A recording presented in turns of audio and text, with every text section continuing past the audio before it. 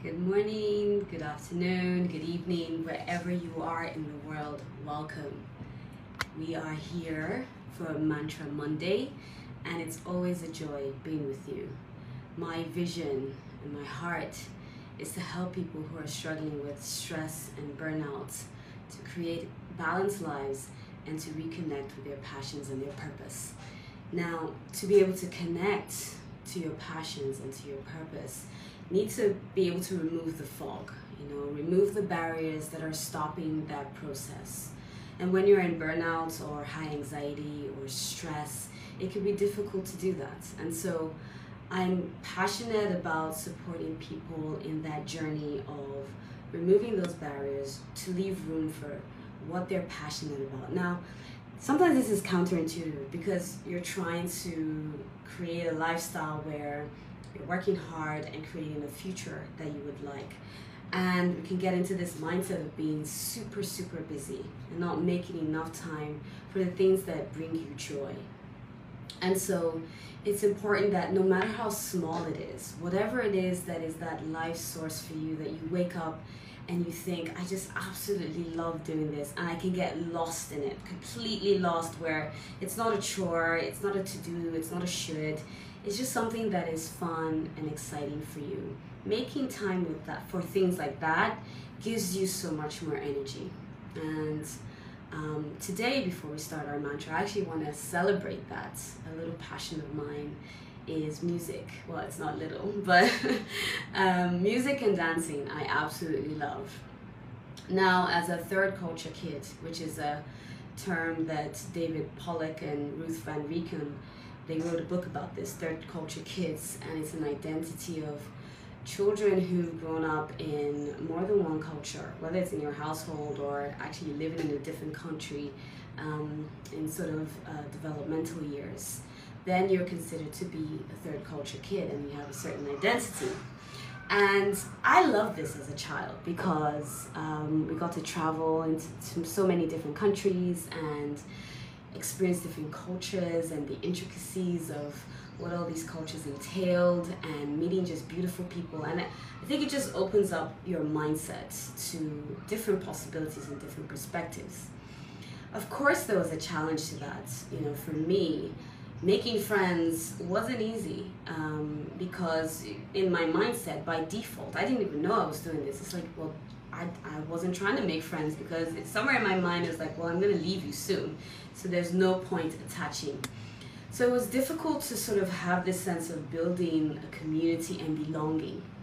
So that's kind of almost one of those soul wounds that I've had, is that sense of belonging. And growing up as an adult, it's been an interesting thing trying to just navigate through. And thankfully, with a lot of healing and a lot of self-awareness, I reached a point where it's about building community and having that interconnectedness, because without each other, we're not an island. We need each other to be loved, to be connected, to encourage, to build, to grow together. And one of the ways that I learned how to do that was through music and through dance, because music is universal. I love getting people together and just having a great time and just bringing joy to their lives, as well as having a good time myself. So the thing that I figured out how to do, and one of my passions, is to create events. So daytime, I'm my psychotherapist, counselor self, but later I'm Miss DJ Lyle, rocking the party and just having a great time. And I remember 10 months ago here, we've had a lockdown, there's been a lot of restrictions where I live. And I remember when we first moved from Beijing, and I was so excited about coming here and thinking, okay, I know it's hard for me to make new friends and to build community, but if I start the Afrobeats vibe and community, it will all get going. But of course that hasn't happened because of all the restrictions and all that's happened around the world. And I'm celebrating because yesterday was our first Afrobeats party that we had in Singapore. And it was amazing. It was phenomenal. Just being there with friends, and just connecting and just dancing. Now, to the naked eye, it just looked like, oh, there's this lady who's helped organize this event. She's having a good time. But for me, it was quite significant because I remember when it first started, and I was really nervous about how am I going to find a venue to start with, and who's going to want to host something like this. And I remember meeting someone in one other event I went to, and I said, hey, I have this idea about an Afrobeats party. I used to do this in Beijing. Would you be open to it? And initially the person sort of said, oh, you know, as long as you have at least 40 people. I was like, 40 people? Where am I going to find that? You know, when I've hardly even built a lot of friends here since I've come. But because it's a passion and it's something that I know that brings life to me as well as other people, I was very determined, and we started off, put it out in groups. By the third week, it has a capacity of 80 people. The bookings were packed. Not only that, it was already on a waiting list. And so for yesterday, it was amazing to just sit there and see people of all races, of all different cultures, sitting together, dancing, having a great time, and vibing. And for me, it was just that sense of just taking a little risk, you know, taking a little risk to do what makes your heart sing. And I mean, we had so much fun. And just even today, the buzz that is still going on in my veins is incredible. I have so much energy. There's just all these happy hormones that have gone through my body, and I feel creative, I feel alive. And that's just a way that you can live when you tap into your passions and you make room for it. No matter how small it is or how impossible it might feel, you can absolutely do it when you put your mind to it. So I want to encourage someone today that if there's a passion or something that maybe you've left behind for a long time because you think you don't have time, you don't have the energy, tap into a little bit of it. You know, that's one of the things that I help people with, is to just take baby steps, you know, bite-sized chunks. It doesn't have to be a huge thing. Just take a baby step towards the goal and visualize it. You know, visualize it, what it can look like 3 months down the line, 6 months down the line, a year or 2 years, whenever it is that you think you can achieve it, visualize it. I remember just thinking about this for 10 months.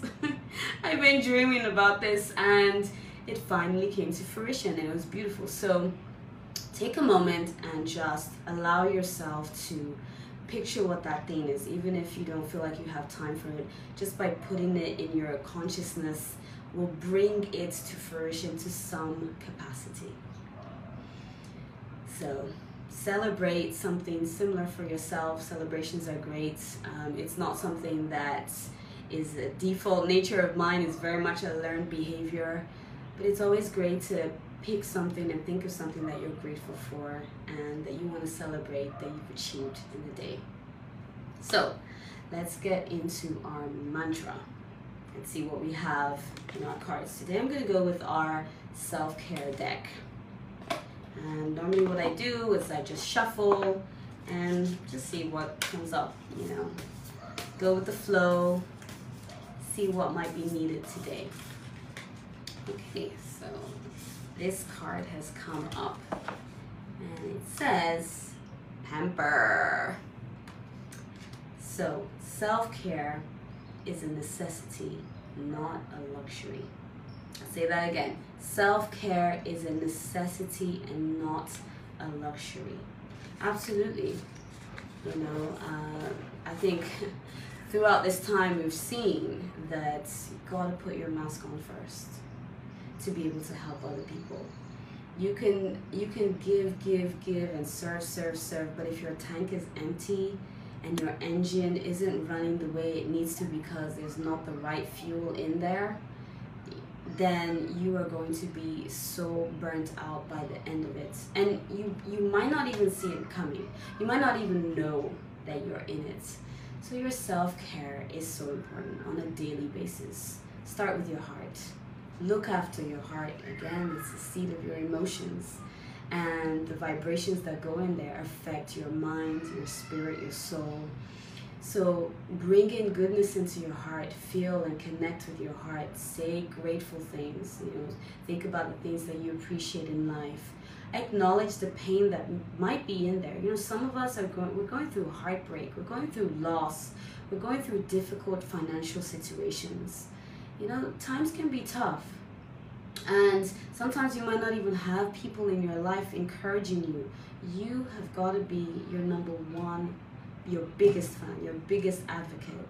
And don't do it by yourself. You know, if you have spiritual guides that you can call on to nurture you and look after you, do that. You know, spend some time and just ask for the help. I remember the other day, someone texted me, a really good friend, and said, "How are you?" Normally it's like, "Oh, I'm good," and this is good. And I paused for a second and I said, "You know what? No, I feel sad today. I need a hug." And she was like, "Right, I'm there." She came. It was so beautiful. Actually, feel emotional just thinking about it. It was so touching. She brought me flowers, she brought me chocolate cake, and she gave me the warmest hug ever. And it was just a simple text. "I feel sad, I need a hug." It could be as simple as that. That is self-care. When you recognize what's happening inside of you, the purposes of your heart, the murmurs of your heart, and you say, "I acknowledge you, and I'm going to find a way to meet this need by maybe even taking a risk by being vulnerable and asking for help, asking for support." Naturally, that is something that can be difficult. You know, that day I was like, I really didn't want to ask, but I thought, no, this is part of my self-care. And you might be the same. You might be in the position right now where you're thinking, "I need so much support, but I don't know who to turn to. I don't know how to ask." Just say the feeling and say the need.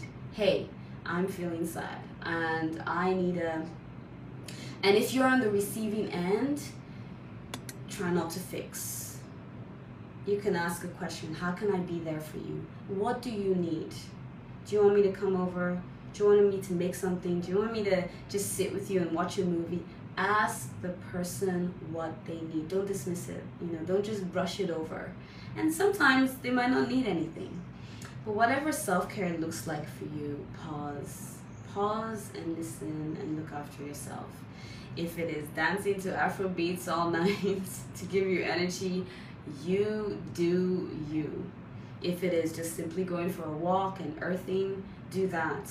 If it is just pausing and saying a mantra that will help you build new pathways in your brain and build that muscle of self-compassion, do that.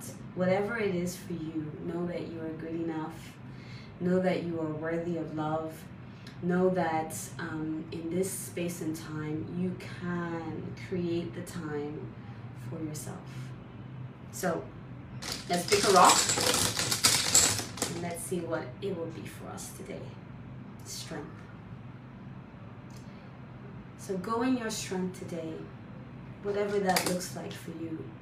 Think about the things that you have been courageous in, you know, the ways that you've taken risks.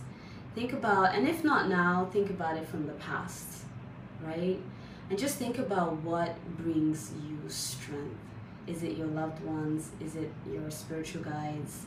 Is it just doing the things that you love? Whatever that is, build on that strength and look after yourself. Pamper. Today is pamper and build strength. Make time for the things that bring you joy.